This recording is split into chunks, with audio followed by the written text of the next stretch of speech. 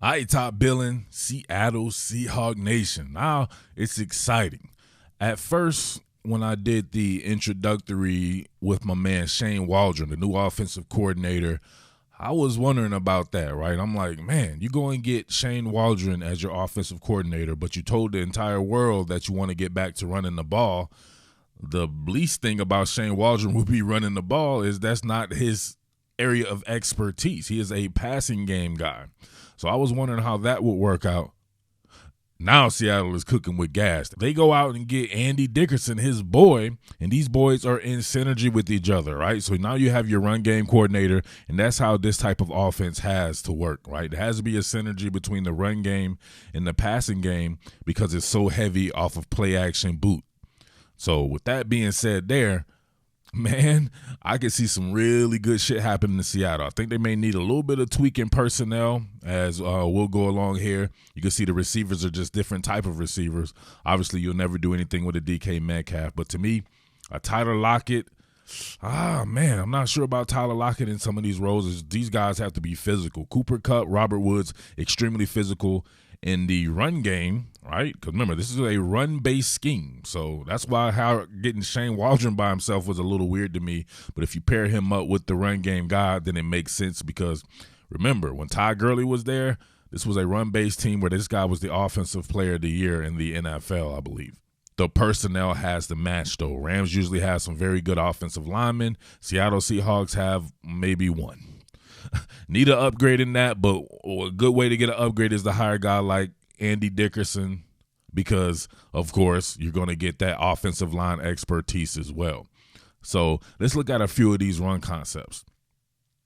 Now, what you're going to get right here is kind of a cat and mouse game. Right? You're going to see Jared Goff. A lot of times there's going to be a cat and mouse with his hand signals. You'll see him pat his hip just about every single play, and that means something different each play. So I'm not even going to pretend to tell you that I know the sequence in there, but I know it's a cat and mouse game, and the signal could mean something different.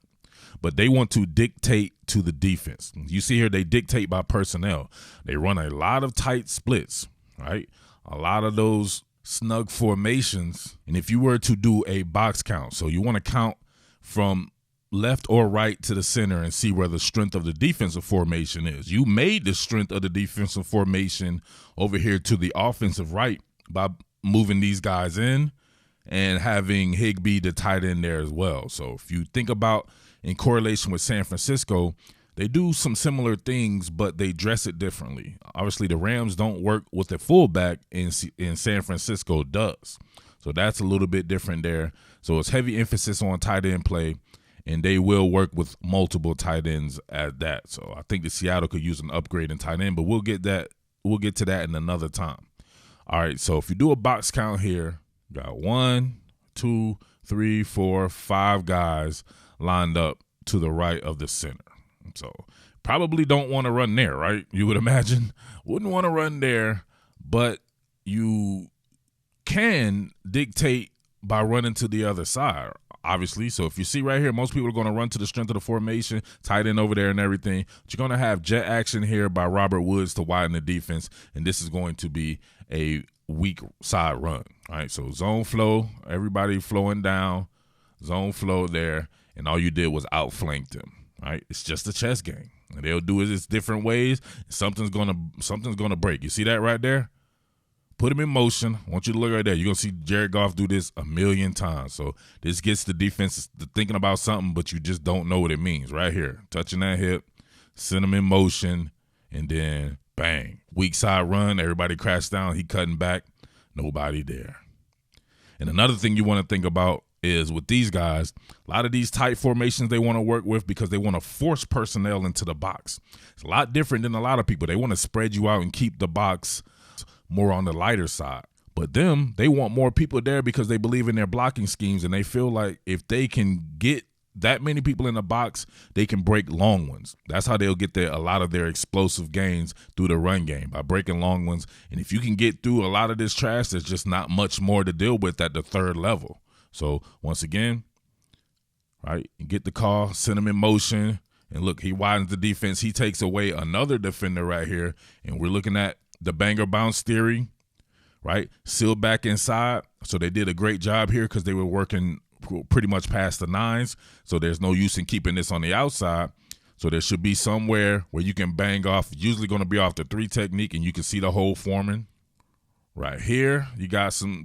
If you can naturally feel that right there, you can see it forming right there. Obviously, it'll shift because you are talking about a zone scheme, and there it is. Eventually shift, and then if you got a good back, always make the first person miss. He does that. Now you get a long gainer, right? So he's not the fastest of backs. You would think of him like a Chris Carson or something like that. If Rashad Penny were to break something like that, it's off to the races. But I think they need to dig into the draft and come out with some better personnel at running back as well. All right, you can really see how the second-level players start to shoot the gap in this zone because you don't want these guys to get a good head of steam, start blowing you off the ball, especially with this area blocking. So they'll shoot up real hard. And if you talk about that bootleg action, you know what's going to get. But you can see this from this particular angle right here. Man, they shoot extremely hard. So if this is a back-to-the-basket play-action fake, remember, they're working on the center. Seems like, man, at least half the time, maybe even more. So that opens up a world of difference with shooting a couple of people down the field, of course, as well. Oh, nice. All right, you can see on this particular run that they're working with 12 personnel. So you have your ace formation, and you still have your snug fit here by Robert Woods. And you can see it's almost, when he adjusts this, it's like, okay, you're going to run the same exact thing there, but to the other side, right? Nope, got your ass. Look, y'all knew y'all thought that was going to be a run. Like, come on. That's exactly, if you're a defender, how it looks. Right? They make everything look the same. So you're talking about ball wizardry, having to make every single play look the same. Right? What did I tell you about this? Going to see it every play, and you just don't know what it means. It could mean something different. The way he touches his hip, where he touches his hip, or when he touches it, you just don't know. Right, so they make this look just like it with the potential cross formation block here by Robert Woods, or just him darting out the other side. And look how these linebackers shoot again, shooting extremely hard because they know damn well they do not want to get caught out there like that. All Jared Goff does is boot out, deep set, let her rip. And they have some tight ends that can go and get it, like Tyler Higbee. Bang. That's what I'm talking about. It's almost a conflict of deployment when you do something so much and you have different ways of going about it, whether it be through personnel, whether it be through the formation itself or the side that you're running it on, just different ways of doing very much a lot of similar things. So they take a few different concepts and completely master them. In comparison with San Francisco, I think San Francisco wants to bend the edge in the run game most of the time. A lot of their wide zone schemes, although they will do inside and mid zone, or the Rams, I believe, is more of a mid zone team. They'll run straight inside zone, run dive plays, but they do have some really creative ways to bend the edge in the run game. A lot of it has to do with the receivers. You'll see a lot of jet sweeps with these guys, a lot of orbit sweeps. You got to have some tough receivers there. A guy like David Moore, I think, is a very good fit for this type of offense. A guy like Tyler Lockett, I love Tyler Lockett. He's a really good player, but I believe he may come down with a torn hymen or something like that when it's time to run into some tacklers, right, when it's time to get physical there. But if you can see this right here, I love the sequencing on this one. Cooper Kupp, extremely tough. Him and Robert Woods, two of the toughest receivers in the league. All right, you can see the shift in the formation there with the linebackers, how they're going to play the strength of the formation. You can shoot this back this way, get them to reshift, and then you shoot it and bend the edge right there. Perfect. That's a 90 flip play. All right, check it from this angle here, and you can see the sequencing. Just got Cooper Kupp on that side. And remember, they rotated with him, right? So everybody's got their run fits that they're going to have to adhere to. Then you quickly shoot him back. See right there? Shoot him back, get him to reshift, and then you bend the edge in the run game, and then you've outflanked them. So now you have 1, 2, 3 on 3, which leaves an extra body right here, so it's 4 on 3. And if you have a good back, make somebody miss. Remember, this is their run game. Always be proud of your own run game and say that, hey, we can do even better than these guys, even though I think they're set up to run the ball better than Seattle with the offensive line play that they have. But you can see the creative ways to bend the edge. All right, same play right here. All right, move Cooper Kupp out, shoot him back across the formation. Nope, this time you hand it to him. Got him. Looked like it was going to be the same play. See how tough Cooper Kupp is? Got to have that yak, man. Or that rack, right? Racks on racks right here. Run after the catch. But look, didn't this look like it could be the same play? Shoot Cooper Kupp over to the other side of the formation, get him to shift, right? And you can see what is Jared Goff doing. You can see him, right? Working the hips. Hips don't lie. The hips don't lie. Everybody's pointing at that. And it's looked like they're going to do it again. But this time, look, these guys don't necessarily shoot up because they don't know what to expect on this. And they're like, I'm not so sure about this one right here. So they stay at home. Then that works out in Cooper Kupp's advantage as well. Break some tackles. Let's look at it from this angle. Ooh, almost an encroachment. You see them, right, with the shift. They stay home a little bit. But look, although they stayed home, you still have to be wary of that zone action. You can see Nate Gary and these guys shoot up, right? Shoot up with the zone flow. Cooper Kupp out the backside. Pause. Breaking some tackles. Watch Goff on this one. Go to the hip twice. 1, 2. Now look, looks like it could be wide zone. Looks like it could be split zone or an orbit run. 3 different things you have to think about right there. One more time. Full speed. See him get up to the line pretty quickly. They will quick snap you too. That's something else. That's a variation in tempo. But he goes to the hip twice. They didn't quick snap it. And it looks like it could be the bones of 3 different things, and they get a pretty good gainer off this one. Let's get it from this side here. See him go to the hip. Right? They think they have this snuffed out. You can see the defensive back here, and he adjusts his call right there. But what you'll get here is Higbee, he's going to shoot and get the first thing smoking on a cross formation block. Remember, one of the times they did this, he snuck out the back door and continued downfield. And then there was something else you got to think about. So you end up holding the backside pursuit. You get Cooper Kupp. He's shooting up to the middle. I believe he has the block the first thing smoking as well. So he's got a block out here. Then you get the orbit motion by Robert Woods, who does a ton of these. He does a ton of these type of runs, so you have to pay attention to that. So think about how many different things that they're giving him. And then, of course, this originally is, right, working with your zone with the banger bounce theory. And, of course, you have to be worried about Jared Goff here, keeping that bad boy on the boot action. And remember, you had Higbee come in. So same exact thing, different formations, same shit, different toilet. It's really tough to defend this. You have to have great discipline. So do they have it? Well, which one is it? Nope. Like they guessed wrong on each one of them. Guess wrong on each one of them, man. I absolutely love it. Love me some great runs concepts.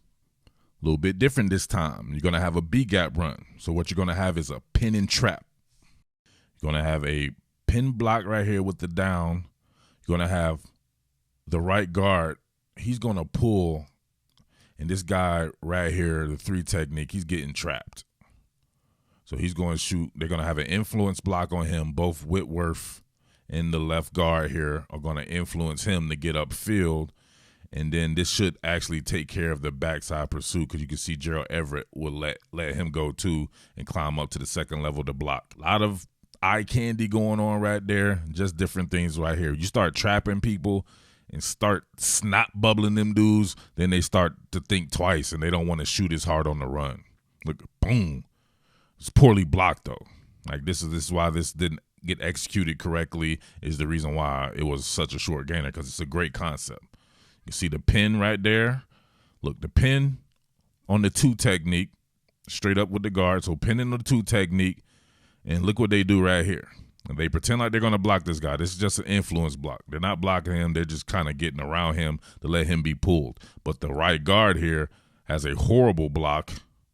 He doesn't really do anything, but it is an influence block. You just want him to get upfield. So he kind of shoots him upfield just enough, but you can see right there he almost gets him. So he could have did this a little bit better, maybe have gotten a full block straight up. And then you can see right here the guy working with the 2 technique, center working with the 2 technique here. He gets his colon cleanse, right? Getting his colon cleanse made him fertilize himself, and then he stops the play. So he's going against Fletcher Cox, too. Fletcher Cox is a bad motherfucker, so you got to bring your hard hat there. But it's a great concept, just was blocked poorly, okay? I want you to check this out. Here you go with the varied tempo.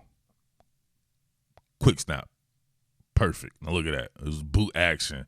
And they're running that with 12 personnel. So imagine this with Chef Russell with his wheels.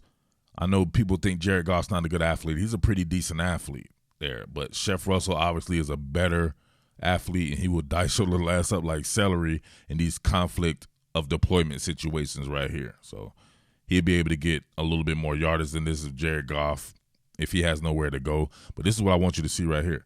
You're working with 2 tight ends. So you got your 12 personnel. So here's Higbee here, and here is Everett. You're going to have Higbee.